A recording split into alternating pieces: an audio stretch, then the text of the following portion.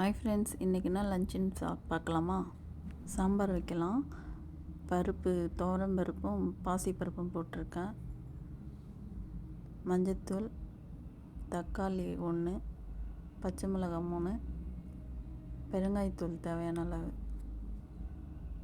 10 பல் பூண்டு. குக்கரில் 3 விசில் விடலாம். குழம்பு தாளிச்சிக்கலாம். வானலில் எண்ணெய் ஊற்றிக்கலாம். கடுகு, சீரகம், ஒரு காஞ்ச மிளகாய், 10 சின்ன வெங்காயம், ஒரு பெரிய வெங்காயம், ஒரு தக்காளி மிக்ஸ் பண்ணி விட்டுக்கலாம். கத்திரிக்காய், முருங்கைக்காய், கேரட், அவரைக்காய் எல்லா காய்கறியும் சேர்த்துக்கலாம். நல்லா மிக்ஸ் பண்ணி விட்டுக்கலாம். சாம்பார் பொடி 1 ஸ்பூன், குழம்பு மிளகாய்த்தூள் 1 ஸ்பூன் சேர்த்து மிக்ஸ் பண்ணி விட்டுக்கலாம்.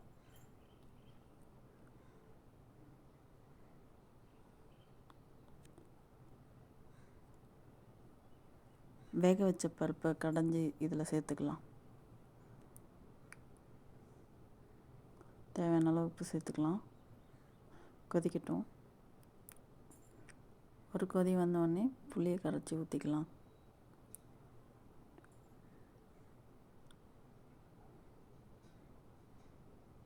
சாம்பார் ரெடி ஆயிடுச்சு. கொத்தமல்லி தழையும் கருவேப்பிலையும் சேர்த்துக்கலாம். முருங்கைக்காய் பொரியல் செய்யலாம். வானலில் எண்ணெய் ஊற்றிக்கலாம். கடுகு சேர்த்துக்கலாம்.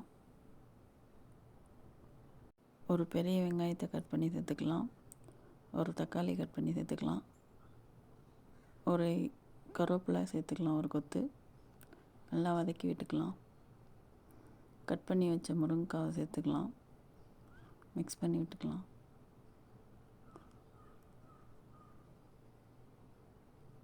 மிக்ஸ் பண்ணி விட்டுட்டு தேவையான அளவு உப்பு சேர்த்துக்கலாம். 1 ஸ்பூன் குழம்பு மிளகாய்த்தூள் சேர்த்துக்கலாம். மிக்ஸ் பண்ணி விட்டுட்டு தண்ணி சேர்த்துக்கலாம்.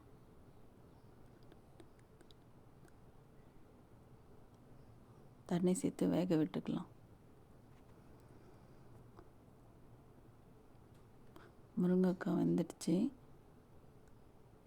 பெருஞ்சீரகமும் தேங்காயும் சேர்த்து அரைச்சி மிக்ஸ் பண்ணிக்கலாம்.